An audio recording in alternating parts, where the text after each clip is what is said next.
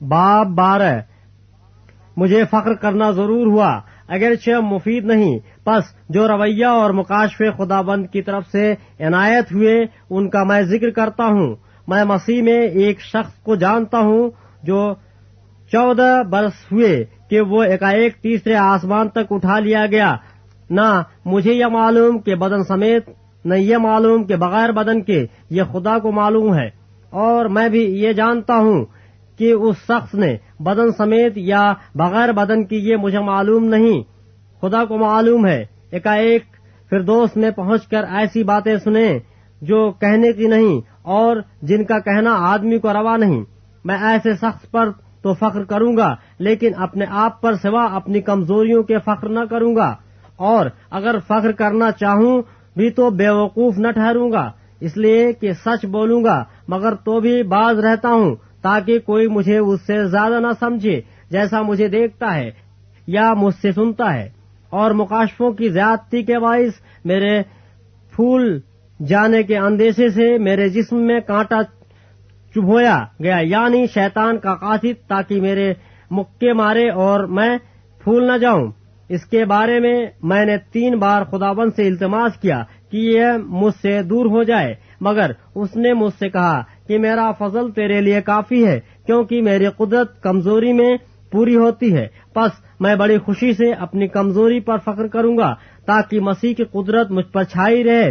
اس لیے میں مسیح کی خاطر کمزوری میں، بے عزتی میں، احتیاج میں، ستائے جانے میں، تنگی میں خوش ہوں، کیونکہ جب میں کمزور ہوتا ہوں اسی وقت زور آور ہوتا ہوں۔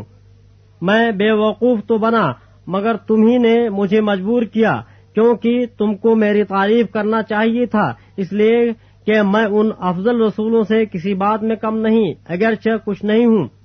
رسول ہونے کے علامتیں کمال صبر کے ساتھ نشانوں اور عجیب کاموں اور موضوع کے وسیلے سے تمہارے درمیان ظاہر ہوئیں۔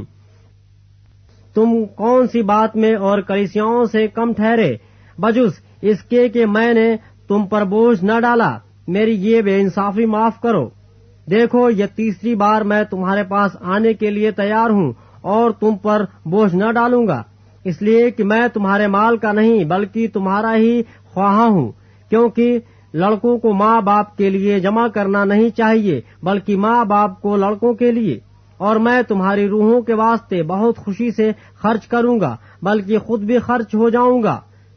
اگر میں تم سے زیادہ محبت رکھوں تو کیا تم مجھ سے کم محبت رکھو گے؟ لیکن ممکن ہے کہ میں نے خود تم پر بوجھ نہ ڈالا ہو، مگر مکار جو ہوا اس لیے تم کو فریب دے کر پھنسا لیا ہوں۔ بھلا جنہیں میں نے تمہارے پاس بھیجا، کیا ان میں سے کسی کی معرفت دغا کے طور پر تم سے کچھ لے لیا؟ میں نے تیتس کو سمجھا کر اس کے ساتھ اس بھائی کو بھیجا، پس کیا تیتس نے تم سے دغا کے طور پر کچھ لیا؟ کیا ہم دونوں کا چال چلن ایک ہی روح کی ہدایت کے مطابق نہ تھا؟ کیا ہم ایک ہی نقش قدم پر نہ چلے؟ تم ابھی تک یہی سمجھتے ہوگے کہ ہم تمہارے سامنے عذر کر رہے ہیں۔